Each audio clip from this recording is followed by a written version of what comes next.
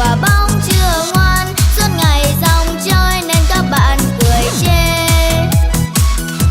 Quả bóng tròn tròn là quả bóng xinh xinh, giữa hàng cỏ xanh sao bóng đứng một mình, phải đứng một mình vì quả bóng chưa ngoan, suốt ngày dòng chơi nên các bạn cười chê.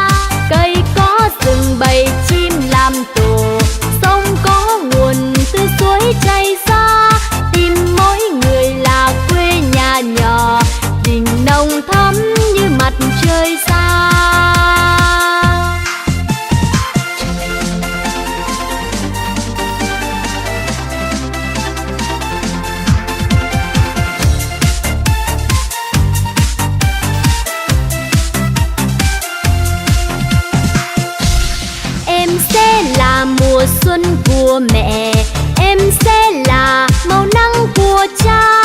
Em đến trường học bao điều lạ, môi mỉm cười là những nụ hoa. Trang sách hồng nằm mơ mà ngủ, em gối đầu lên những dòng thơ. Em thấy mình là hoa hồng nhỏ, bay giữa trời là tháng ngày qua. Trời mênh mông đất hiền hòa, bàn chân em đi nhẹ nhẹ, đưa em vào tình người bao la. Cây có rừng bầy chim làm tổ, sông có nguồn từ suối chảy ra. Tim mỗi người là quê nhà nhỏ, tình nồng thắm như mặt trời xa.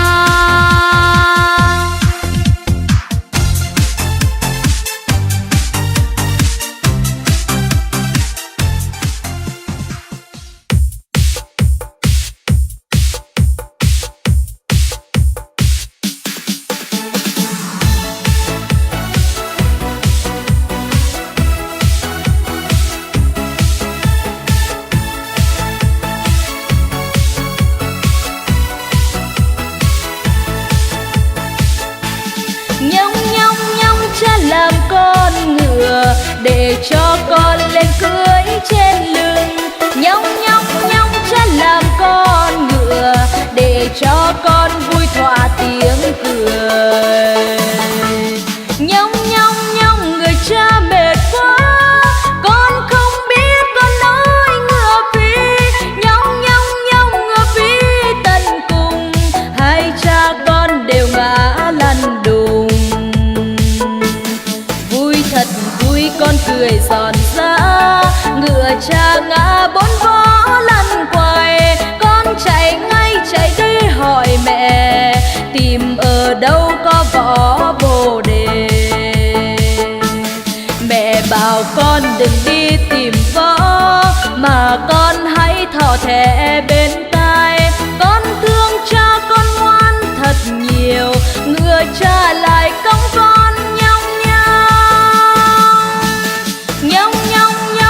Làm con ngựa để cho con khôn lớn con ơi.